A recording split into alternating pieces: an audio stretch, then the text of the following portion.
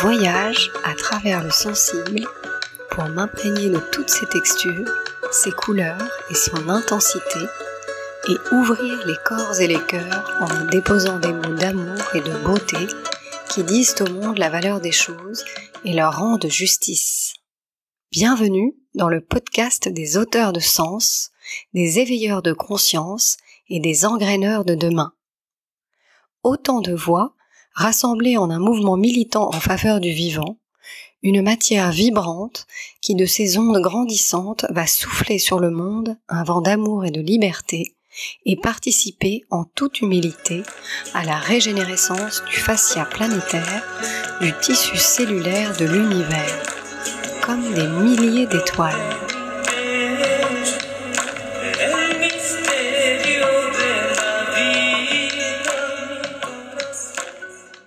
Pour ce 6e épisode du podcast des auteurs de sens, je reçois Alix Paré. Alix est historienne de l'art, diplômée de l'école du Louvre et conférencière spécialisée en peinture occidentale du XVIIe au XXe siècle. Après avoir travaillé plusieurs années au Centre des Monuments Nationaux, puis à la Réunion des Musées Nationaux, elle déploie une activité indépendante d'écriture, de cours et de conférences.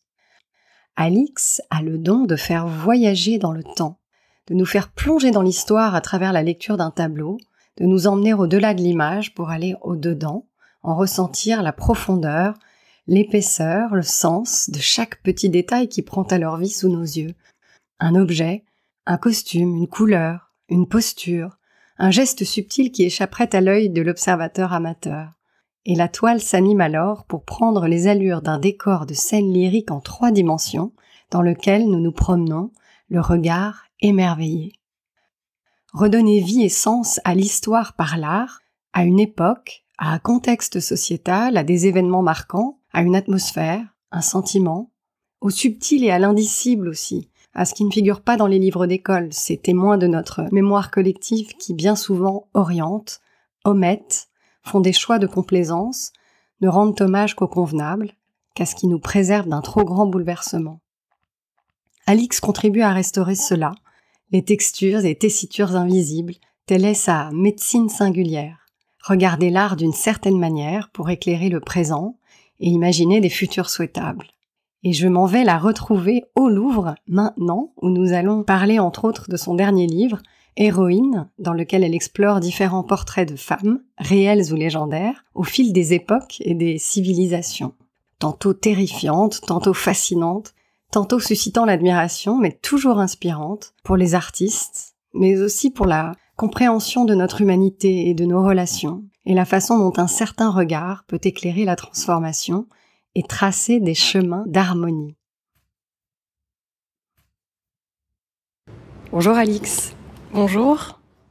Merci d'avoir répondu à mon invitation. Alors nous sommes aujourd'hui dans un de tes lieux de prédilection, le musée du Louvre. Qu'est-ce que ce lieu représente pour toi ? Ce lieu, pour moi, c'est la maison mère, quand on est historien de l'art. C'est à la fois le lieu où j'ai fait mes études, puisque j'ai fait l'école du Louvre, le lieu où j'ai travaillé, puisque j'ai été embauchée et j'ai travaillé plusieurs années en interne. Et c'est le lieu où je viens à la fois apprendre et me divertir. C'est un mélange de loisirs et de professionnel permanent. C'est un lieu que j'aime énormément.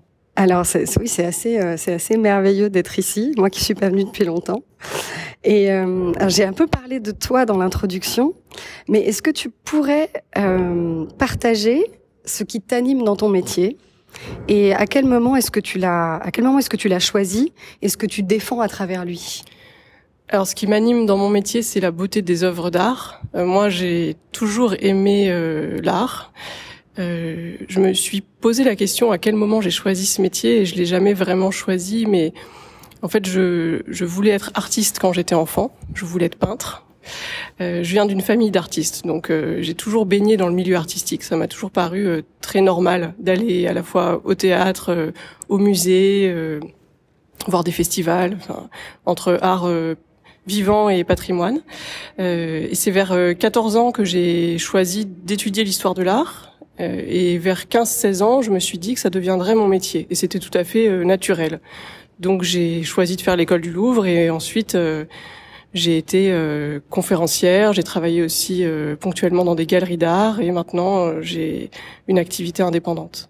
Mais tout ça est venu de manière très naturelle. Je me suis jamais dit un jour ah tiens, j'aimerais faire de l'histoire de l'art. En fait, j'aimais tellement la peinture depuis l'âge de 4-5 ans, très très jeune, que je voulais étudier les artistes qui avaient fait des peintures. Donc j'ai eu mes premiers livres d'histoire de l'art, j'avais 8-9 ans. Et qu'est-ce que tu dirais aujourd'hui que tu cherches, qu'est-ce que tu cherches à transmettre aujourd'hui à travers ce métier-là?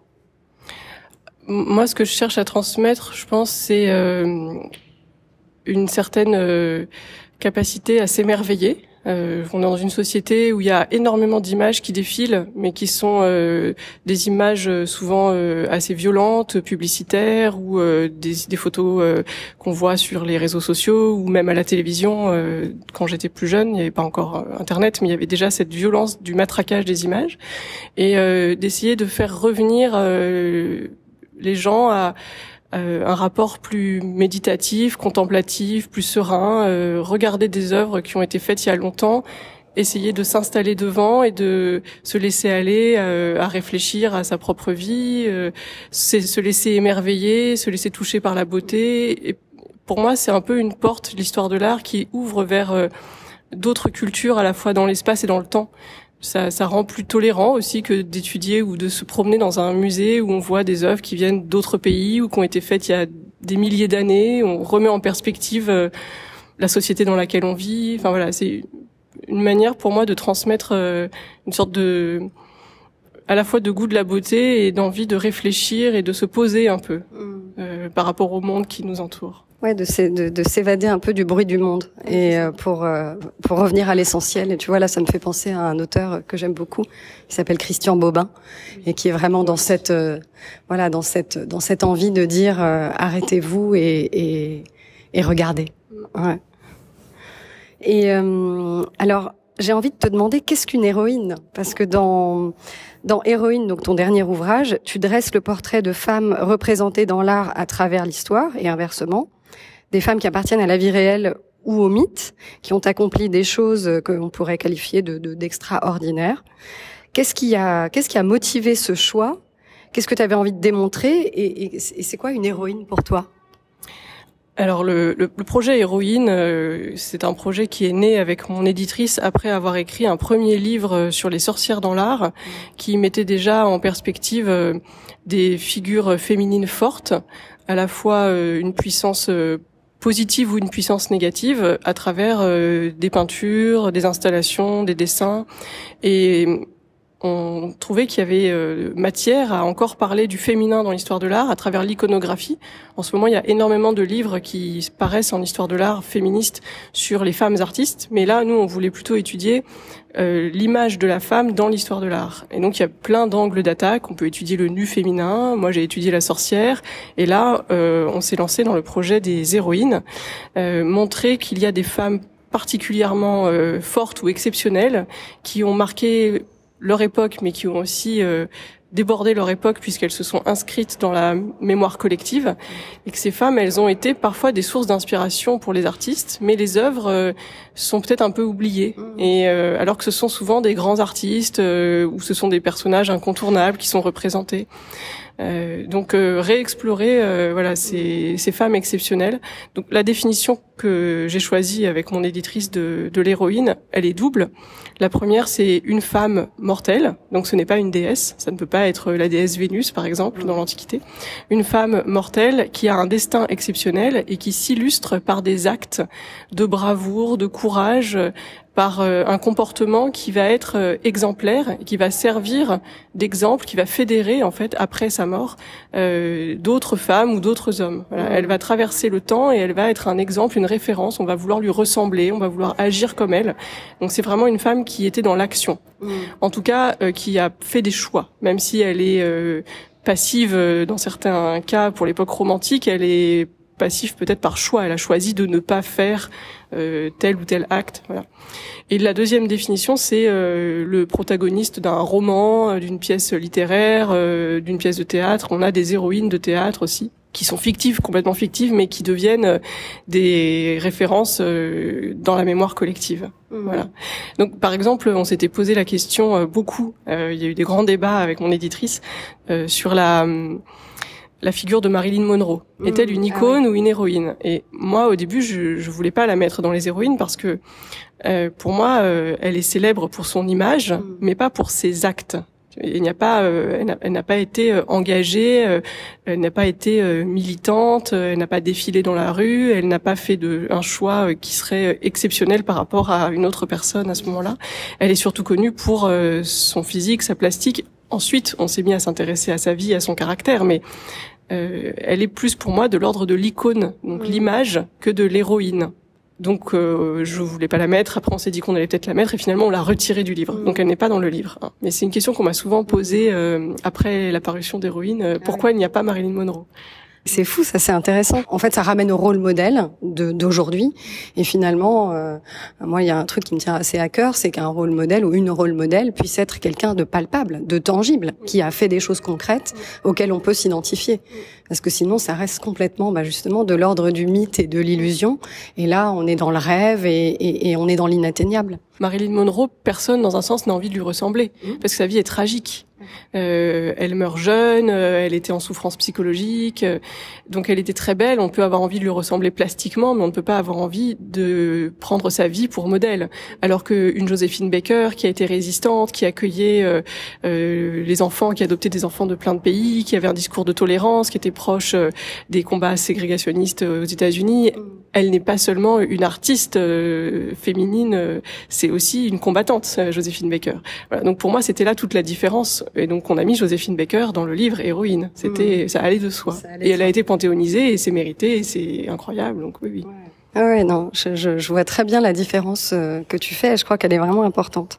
Et alors là, il y a quelque chose qui me vient parce qu'on est rentré, donc on est dans cette cour pleine de sculptures incroyables. Et puis tu as mentionné en arrivant Atalante, qui fait justement partie de ces oubliés de l'histoire et dont l'histoire est quand même est intéressante et édifiante aussi. Oui, Atalante, c'est une héroïne que j'aime beaucoup. Et moi, par déformation professionnelle, je ne savais pas qu'elle était oubliée. C'est-à-dire que comme j'ai fait des études d'histoire de l'art et que j'ai fait de l'histoire de l'art depuis très jeune, j'ai rapidement croisé Atalante. À 17-18 ans, je voyais qui était Atalante dans un tableau. Et ensuite, je l'ai étudiée. Il y a des sculptures, il y a des œuvres plus contemporaines. Et très récemment, il y a 2-3 ans, quand j'ai commencé le projet Héroïne, la journaliste féministe Titiou Lecoq a publié son livre Les Grandes Oubliées, que j'ai lu, bien sûr. Et j'étais au moment de mon brainstorming pour Héroïne. Et elle commence son livre en disant « Parmi les grandes oubliées, il y a Atalante ». Et elle dit personne ne la connaît, je l'ai découverte récemment, etc. Et je me disais c'est fou parce que moi je ne savais pas qu'elle était à ce point-là oubliée. Et donc ça m'a un peu permis de me re-questionner sur qui les gens connaissent, qui ils ne connaissent pas. Et c'était important pour moi de faire figurer Atalante dans le livre parce qu'il y a plein d'œuvres d'art qui s'inspirent de son histoire. Et raconter cette histoire pour montrer que dans la mythologie gréco-romaine, il n'y a pas que des hommes, il n'y a pas que Hercule, Thésée, Persée. Voilà, on connaît tous le Minotaure, on connaît ces grands épisodes très virils, très musclés. Mais Atalante, c'était une femme qui était une héroïne, qui courait extrêmement vite. C'était la plus sportive de tous les personnages de la mythologie grecque. La princesse aux pieds rapides, elle courait plus vite que tous les hommes. Et elle a participé à l'expédition de Jason et des Argonautes. Elle a combattu dans un combat à la lutte un homme, Pélée. Elle a gagné ce combat. Donc elle était extrêmement forte physiquement, très agile. Elle a également participé à une chasse au sanglier. Elle est la première à lui décocher une flèche, un sanglier qui est monstrueux et que personne n'arrive à tuer. Et finalement, elle va quand même subir la domination masculine puisque elle décide de ne pas se marier. Donc encore cette idée d'indépendance féminine liée à l'héroïsme. Elle décide de se marier en fait seulement avec celui qui la vaincra à la course, mais elle sait qu'elle est invincible. Et il se trouve qu'un jeune homme, Hippomène, va réussir à gagner à la course contre elle puisqu'il va jeter des pommes avec l'aide de la déesse Vénus, la déesse de l'amour. des pommes d'or, et Atalante, curieuse, va se baisser pour ramasser les pommes, et elle va donc ralentir, et elle va se faire doubler, et donc elle va se marier ensuite avec ce prétendant qu'elle n'a pas choisi, mais qui a gagné par ruse contre elle, et non pas par capacité physique. Ouais, et puis je trouve important de souligner cette notion de femme qui court. Tu vois, ça me fait penser au bouquin au livre de Clarissa Pinkola Estés, évidemment. Mais donc il y en a pas eu beaucoup. Tu me disais tout à l'heure des femmes représentées dans ce mouvement, des femmes qui courent, quoi. Finalement, dans l'histoire de l'art, il y en a pas tellement. L'histoire de l'art, surtout l'histoire de l'art occidental que moi je connais particulièrement et sur laquelle je travaille, elle découle des modèles gréco-romains, et les modèles gréco-romains sont des modèles très patriarcaux où la femme était cantonnée à un rôle subalterne, et donc elle était dans la société plus effacée que l'homme, plus dans le monde intérieur, celui de la maison, et donc dans les représentations également plus statiques et plus couvertes.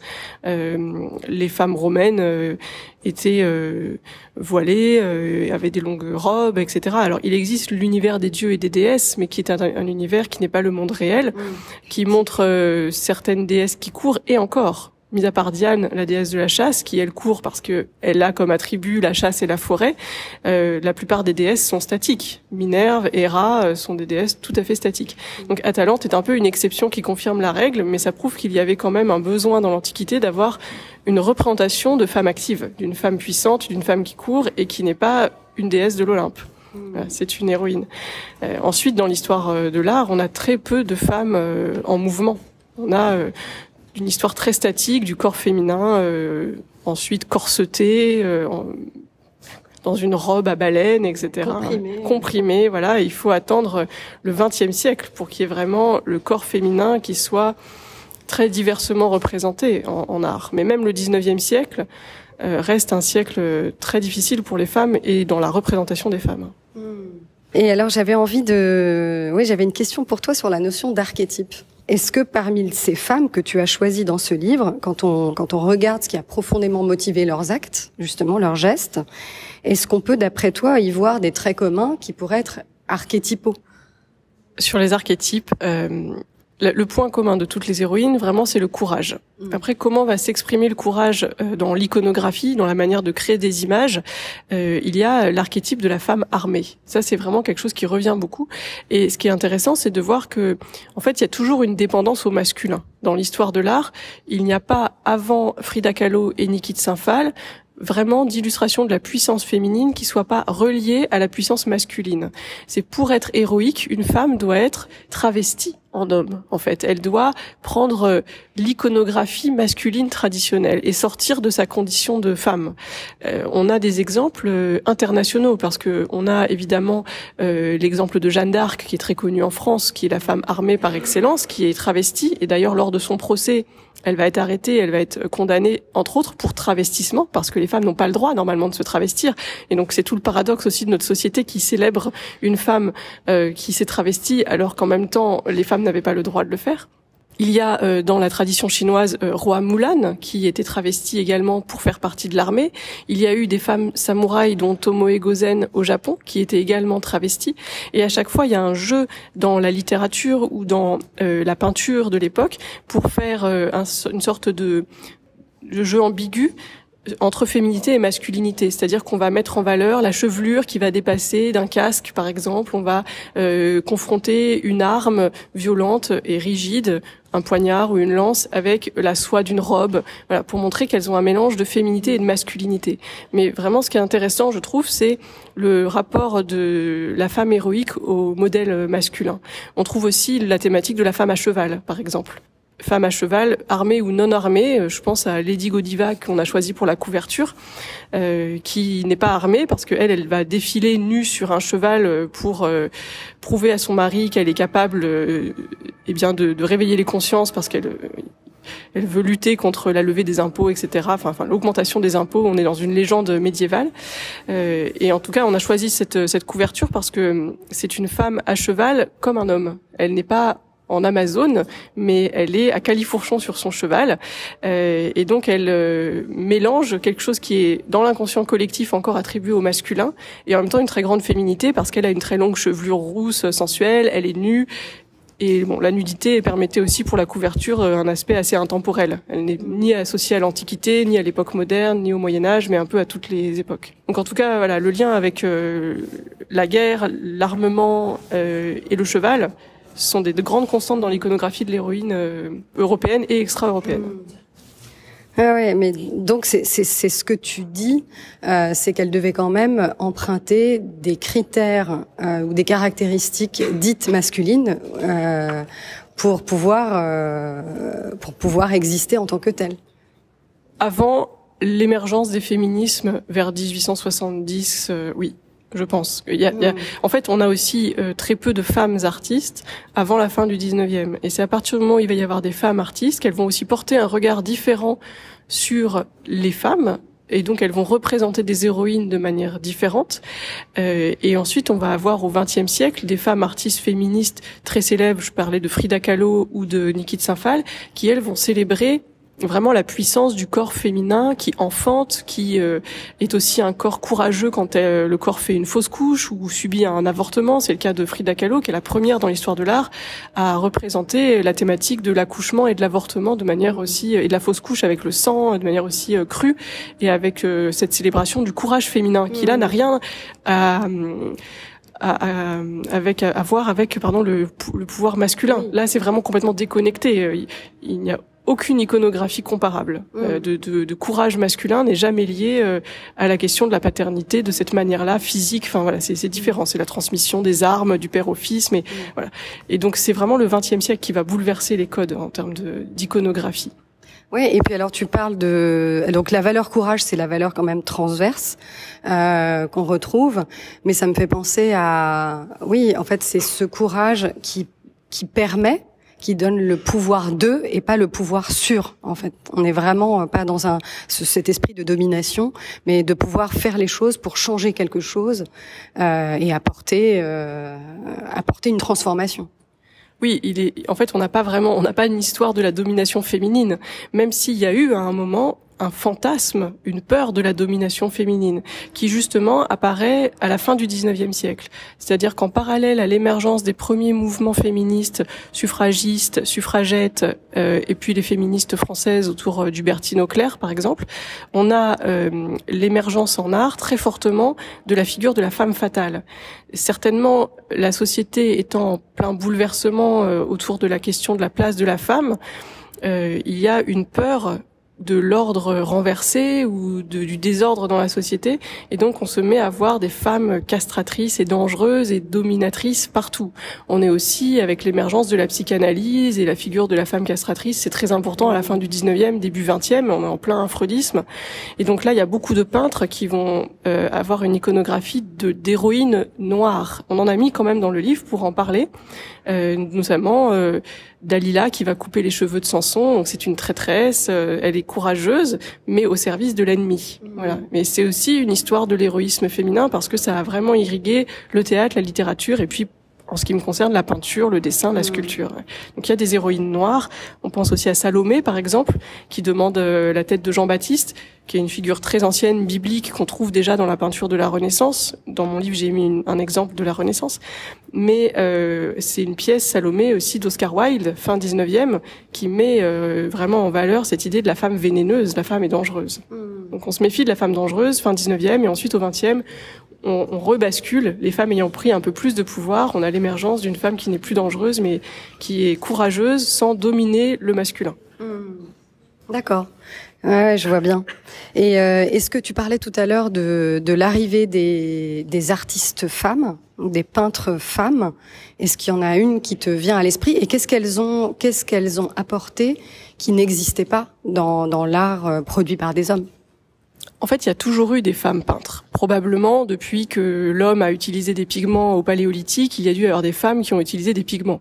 Simplement, l'histoire des femmes peintres, elle est moins documentée et elle a été, c'est une histoire un peu en demi-teinte parce que longtemps, on a interdit aux femmes l'accès aux écoles d'art, on leur a interdit l'accès aux modèles vivants, à l'étude de l'anatomie, on leur a interdit le grand format. Donc pour les tableaux, on ne pouvait pas faire de scènes historiques, mythologiques, bibliques, militaires militaire si on était une femme. Donc c'était une histoire qui s'est construite dans la contrainte. Il fallait à chaque fois essayer de trouver sa place en tant qu'artiste, mais il y avait des femmes qui étaient peintres dans les monastères au Moyen-Âge et qui faisaient des enluminures. Ensuite, on a eu des femmes peintres à la Renaissance. La plus connue de l'époque moderne, XVIIe siècle, c'est Artemisia Gentileschi, qui est, moi, la première œuvre à laquelle j'ai pensé pour le livre Héroïne, c'est le Judith et Holoferne d'Artemisia Gentileschi, parce que c'est à la fois une œuvre qui montre une femme puissante, une héroïne biblique, qui est Judith. Elle combat un homme, Holoferne, qui pour le coup est un ennemi, puisqu'elle est juive et elle combat un ennemi assyrien. Et elle est aidée par sa servante, donc il y a une idée de solidarité féminine. C'est deux femmes en fait ensemble, et c'est peint par une femme. Donc pour moi c'était vraiment parfait. Et c'est vrai qu'Artemisia Gentileschi, dans sa production, elle met beaucoup en scène des femmes puissantes. Déjà au XVIIe siècle, on sent qu'elle veut se démarquer des peintres masculins, et elle met en scène Judith, mais aussi Yaël, mais aussi d'autres personnages bibliques, voilà, puissants, Cléopâtre, etc. Elle a un regard qui est moins évidemment sexualisé. Elle a un regard qui est plus admiratif. Il y a une très belle œuvre, splendide œuvre du Caravage qui raconte la même histoire de Judith et Holoferne, très proche en date de Artemisia Gentileschi au XVIIe siècle. Et Caravage, il a vraiment un regard masculin. Sa Judith, elle est sublime plastiquement, elle est très jeune, elle a une peau blanche parfaite et elle tue d'un coup de sabre le général Holoferne sans avoir l'air d'y mettre un effort particulier. En tout cas, un effort qui ne va pas la faire grimacer, qui va pas ternir sa beauté, sa féminité. Et elle est très jeune, alors que la servante est très vieille. La servante, c'est une vieille femme très ridée, à la peau marron, burinée, qui attend avec un sac sur le côté qu'on lui donne la tête coupée. Chez Artemisia, il y a vraiment l'idée que les deux femmes, elles sont à peu près du même âge, elles travaillent ensemble à tuer cet homme, à tuer cet ennemi, et c'est pas grave si on voit qu'elles ont des poignets puissants, des avant-bras musclés, si elles grimacent un peu par l'effort fourni. Voilà, il y a vraiment la mise en avant du courage avant la mise en avant de la beauté sensuelle, quoi. Ouais, c'est vraiment intéressant. Cet autre regard. Et alors tu parlais de contraintes tout à l'heure et du fait que voilà finalement ton ouvrage a été élaboré d'une manière, en tout cas il a été construit d'une manière plutôt chronologique. Il y a donc et tu mentionnes l'apparition du féminisme. Et on comprend aisément sa raison d'être et son émergence, donc une émergence assez réactive, née de la contrainte justement, et nécessaire. Qu'est-ce qui dans ces portraits pourrait permettre d'entrevoir, et je t'ai déjà entendu utiliser cette expression, une troisième voie pour les femmes aujourd'hui, donc qui serait ni fatale ni soumise, ni vindicative ni sacrifiée, vraiment celle d'un féminisme tranquille, plus apaisé, et d'un principe féminin-masculin réconcilié qui pourrait porter de nouvelles synergies pour nos relations, tu vois, et notre société aujourd'hui. Je pense que les artistes sont toujours un peu à l'avant-garde. Et moi, ce qui me ravit, c'est que grâce à ces artistes femmes du XXe siècle et même de la fin du XIXe comme Marie Cassatt, il y a une nouvelle iconographie du féminin qui est arrivée dans l'art. On n'a plus vu les femmes uniquement par le regard masculin. On ne voyait plus uniquement la maternité à la manière d'une Vierge à l'enfant ou d'un Renoir très solaire. On a vu aussi la maternité d'une manière plus mélancolique ou douloureuse, plus brute peut-être. Dans les années 1920, il y a beaucoup d'artistes femmes qui ont célébré d'autres artistes femmes ou qui ont célébré des héroïnes. Il y a eu la réappropriation dans les années 20 aussi de la figure de l'Amazone par la sculptrice Chana Orloff. Ensuite, il y a eu Niki de Saint-Phal. Et du coup, tout ça fait que maintenant, les artistes masculins, enfin certains artistes masculins, célèbrent aussi la puissance féminine sans avoir ce regard femme fatale qu'il y a eu immensément au long de l'histoire de l'art. Et c'est quelque chose qui est très présent dans le street art, par exemple. Les street artistes masculins célèbrent leurs héroïnes féminines avec... je trouve une communion de pensée avec les féministes. Enfin voilà, les hommes sont féministes aussi, bien sûr, et du coup, il y a cet alignement qui se fait et qui crée des images qui sont peut-être plus justes et plus équitables, et qui, voilà, un artiste homme ne parle plus simplement à un regardeur masculin, et une artiste femme à une spectatrice, une regardeuse, je sais pas comment il faut dire, féminine. Le regardeur, c'est le concept de Marcel Duchamp, de celui qui regarde l'œuvre, parce qu'une œuvre, c'est pas vraiment un spectacle, donc c'est toujours difficile d'avoir un terme. Et aujourd'hui, les collages, par exemple, street art de Joe Dibona, moi j'en ai mis un dans le livre, sur Simone Veil. Voilà, ça c'est une œuvre qui est formidable, et c'est un artiste homme qui célèbre son héroïne, Simone Veil. Elle a été panthéonisée, donc à l'occasion de la panthéonisation en 2018, il y a eu beaucoup de street artistes qui ont travaillé sur son visage. Elle est associée par Joe Dibona à Marianne, à l'allégorie de la République, mais on voit aussi d'autres collectifs. Par exemple, il y a un collectif qui s'appelle Merci Simone. Il y a aussi un autre street artiste, C215, qui orne les boîtes aux lettres. Voilà. Et donc ça, c'est, je trouve, une des belles réussites du début du XXIe siècle, c'est que maintenant le féminisme, il est partagé par des artistes hommes et des artistes femmes, et les héroïnes sont célébrées par des hommes et des femmes. De la même manière que certains héros masculins peuvent être célébrés aussi par des femmes. Voilà. On peut croiser comme ça les deux côtés, et arrêter d'opposer les artistes et voilà, et leurs héros. Oui, alors justement, tu vois, belle transition, parce que tu es sur le point de publier un nouveau livre. Il vient de sortir, ça y est. Donc je donnerai les références à la fin de l'interview. Est-ce que c'est justement cette idée-là qui t'a poussé à traiter ce sujet du héros après avoir traité celui de l'héroïne? Les deux livres sont nés en fait assez conjointement. Avec mon éditrice, on avait aimé travailler la figure de la sorcière et la figure du diable, et là on s'est dit l'héroïne, il faudrait aussi qu'il y ait le héros. Et il fallait pas faire un seul livre, parce que malheureusement, si on avait fait qu'un seul livre, ce sont des petits livres avec une quarantaine d'œuvres, donc on peut pas tout mettre, il y aurait forcément eu plus de masculin. Parce que dans l'histoire de l'art, numériquement, il y a quand même plus d'œuvres représentant des héros que d'œuvres représentant des héroïnes. Et il y a plus de héros connus du grand public, ne serait-ce que dans le répertoire gréco-romain, que d'héroïnes connues du grand public. Donc il fallait séparer pour donner une équité, pour faire un livre avec 40 héroïnes et un livre avec 40 héros, et qu'on puisse comme ça se dire qu'il existait beaucoup d'héroïnes importantes, même s'il existe beaucoup d'héros masculins importants. Et pour les héros masculins, on voulait sortir aussi de cette domination de l'homme blanc qui en fait est né dans l'Antiquité gréco-romaine. L'Antiquité gréco-romaine, c'est pas simplement la domination du masculin sur le féminin, c'est aussi la domination du grec sur l'esclave, la domination de l'homme âgé sur le jeune. Enfin, il y a tout un système de domination dans la société antique qui a infusé jusqu'au XXe siècle. Et on est sorti courant 19e siècle progressivement des colonisations, de l'esclavagisme. On a un regard qui s'est complètement ouvert sur les hommes, et on a trouvé intéressant d'ouvrir aussi l'héroïsme masculin. Donc dans le livre Héros, on a choisi beaucoup de héros issus soit du continent africain ou de la diaspora africaine. Aux États-Unis, on a choisi des héros qui incarnent une idée de paix, de tolérance. Alors évidemment, il y a Gandhi qui a inspiré Henri Cartier-Bresson, il y a Nelson Mandela, il y a Martin Luther King, il y a beaucoup d'œuvres d'art d'artistes afro-américains qui se sont emparés de ces thématiques-là. Mais il y a aussi des œuvres plus anciennes qui se sont intéressées à célébrer les Indiens d'Amérique au moment de la colonisation par les Blancs.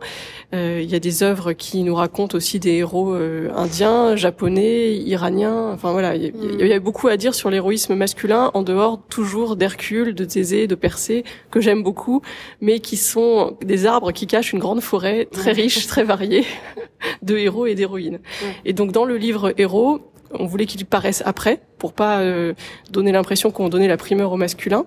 Dans le livre Héros, j'ai écrit un encart qui renvoie au livre Héroïne, pour montrer vraiment que c'est un diptyque de livres et que je l'ai conçu ensemble. Et voilà, je l'ai conçu ensemble, mais ce n'est pas un livre miroir non plus. C'est-à-dire que ce n'est pas parce que dans mon livre il y a à la page 12 Pénélope qu'il va y avoir à la page 12 Ulysse. Enfin voilà, c'est pas construit avec des couples de héros et d'héroïnes. Beaucoup d'héroïnes n'ont pas d'amants, ou de héros n'ont pas d'amantes ou de femmes. Donc c'est pas conçu comme un binôme vraiment miroir, mais c'est complémentaire. Oui, et puis tu vois, moi, ce que je trouve, c'est que avec ces deux ouvrages, tu offres une voie de réconciliation à plein de niveaux. C'est-à-dire la réconciliation dans l'histoire déjà, de réhabiliter des femmes artistes, des femmes héroïnes, et puis aussi la réconciliation, une voie de réconciliation aujourd'hui pour le masculin et le féminin, et qui va quand même dans le sens d'une complémentarité. Donc ça, je trouve ça vraiment intéressant. Oui, de toute façon, pour moi, il n'y a pas de féminisme sans hommes. C'est inconcevable pour moi que le féminisme soit uniquement une affaire de femmes. Ça a été important que ce soit peut-être uniquement une affaire de femmes à certains moments clés de l'histoire, peut-être la fin du 19e, les années 60-70, des revendications qui sont très liées au féminin, le droit à l'avortement, dont je parle avec Simone Veil dans le livre. Mais désormais, on doit tous éduquer nos filles et nos fils dans une perspective féministe, selon moi, et le genre n'a plus à voir avec l'engagement, en fait. Et donc, j'aimerais que ces livres que j'ai faits, et qui sont conçus pour être lus à partir de la fin de l'adolescence, le lycée, on va dire. J'aimerais qu'ils puissent être dans certains CDI de lycée, par exemple, et que certains garçons et filles puissent les feuilleter et se dire, il n'existe pas comme héros que des hommes et que des blancs, par exemple. Et que dans l'histoire de l'art, même, ça nous le prouve. Et ça, c'est intéressant. En tout cas, pour moi, ça m'intéresse, quoi. Ah ouais, je trouve ça vraiment, vraiment intéressant. Et alors, j'avais une question sur, justement, puisqu'on est dans cette idée des héros et des héroïnes, ce serait quoi un héros ou une héroïne moderne? On en a déjà, je trouve. Pour moi, Simone Veil, ça reste vraiment une héroïne incontournable de notre 20e siècle, début 21e, parce que la panthéonisation en 2018, elle ouvre le 21e siècle. Et donc, je pense que les personnes qui actuellement sont très engagées, que ce soit un engagement écologique, un engagement féministe, ils sont en train de construire leur histoire, et on saura s'ils sont devenus des héros, malheureusement, à la fin de leur vie. Parce que le héros, c'est celui qui passe à la postérité. Une des définitions du héros, c'est de traverser le temps et de s'inscrire dans la mémoire collective. Donc malheureusement, il faut être mort. Mais donc actuellement, il y a certainement beaucoup de gens qui ont une vie qu'on jugera dans 50 ans, 60 ans, une vie exemplaire, et on voudra se réclamer d'eux comme exemple. Mais il faut attendre un petit peu. Ouais. Et si on s'intéresse à justement l'écriture de nouveaux récits pour notre société et pour notre humanité, on parlait du courage tout à l'heure. Est-ce que dans ces héros et ces héroïnes de tes livres, il y a d'autres attributs qui te viennent et qui seraient nécessaires aujourd'hui à insuffler dans les récits qu'on a envie de construire pour un meilleur avenir, justement? C'est une question vaste. Oui, non, je pense que ce qui est important aujourd'hui, c'est la diversité de représentation du héros. C'est-à-dire que le héros, en fait, il a cette particularité, c'est vraiment la définition antique du demi-dieu, d'être à la fois quelqu'un d'inaccessible et quelqu'un qui ressemble à tout le monde. Et donc, ce qui est intéressant, je pense, c'est une société qui célèbre des héros divers, donc avec des âges différents. On peut avoir un engagement à 12 ans, à 14 ans, je pense à Greta Thunberg parce que c'est une figure qui est très contestée. Mais moi, je suis très intéressée de me dire, est-ce que dans 30, 40, 50 ans, comment on la verra? Est-ce que on se dira, elle a été une héroïne, ou est-ce qu'elle aura été complètement oubliée?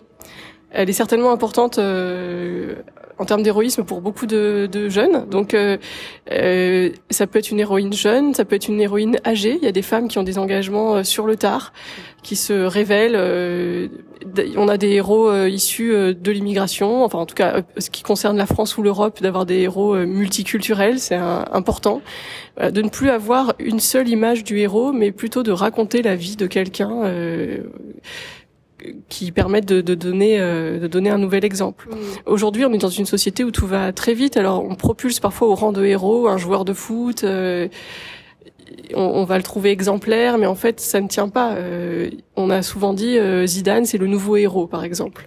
Dans les années 98-2000, on ne parlait que de lui. Il y a même eu une exposition sur les héros qui s'est tenue à la Bibliothèque nationale de France, qui s'appelait d'Hercule à Zidane. Enfin, il y avait Zidane dans le titre. Et aujourd'hui, peut-être qu'on le mettrait plus dans le titre. Alors voilà, moi je pense qu'il faut toujours attendre un petit peu avant de qualifier les héros, mais avoir des représentations iconographiques variées.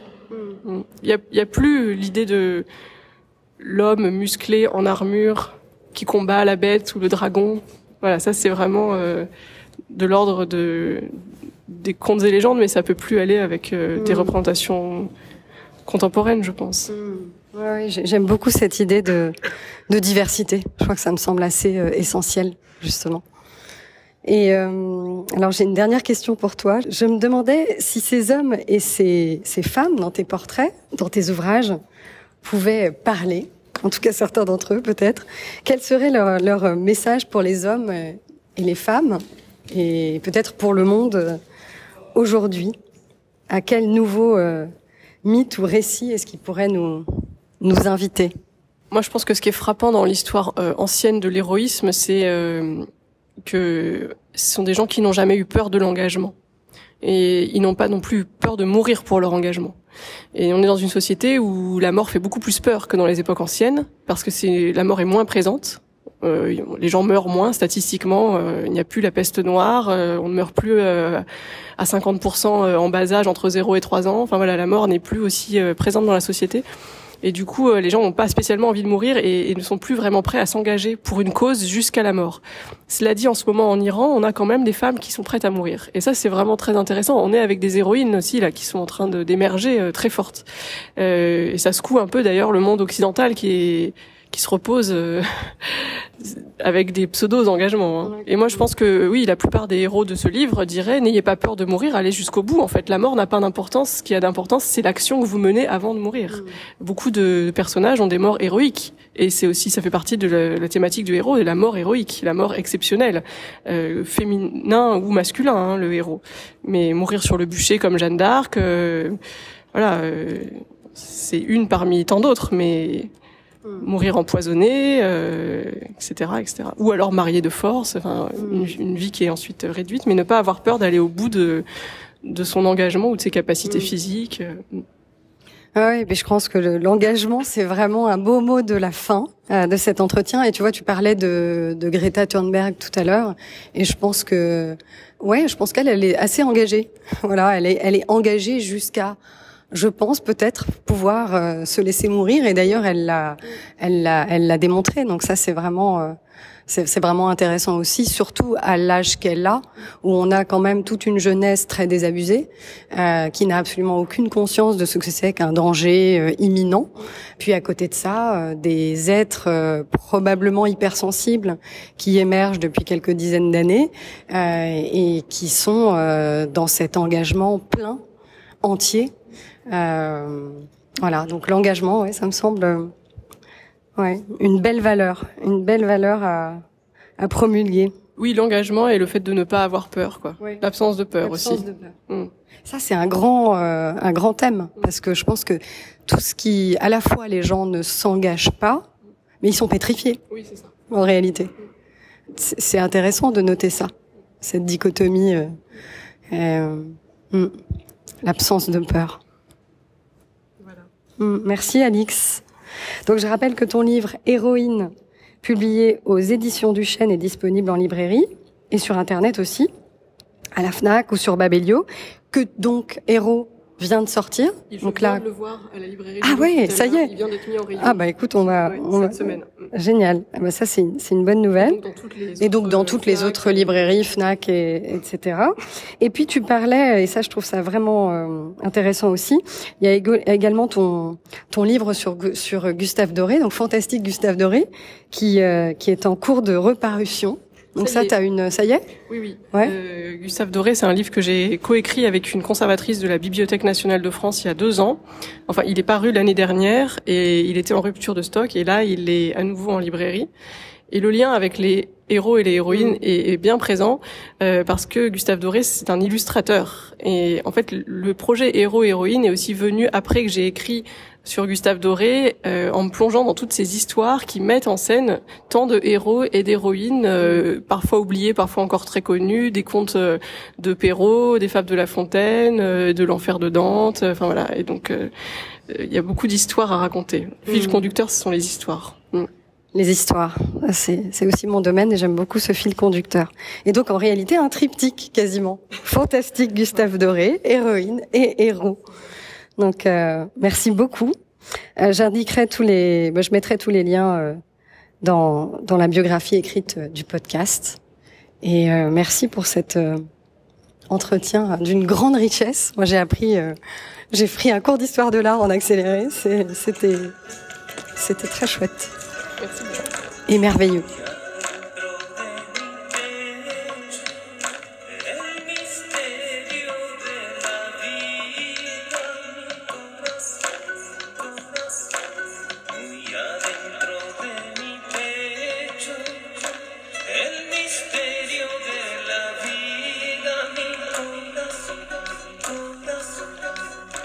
Es una voz escondida entonando una canción, es una luz encendida.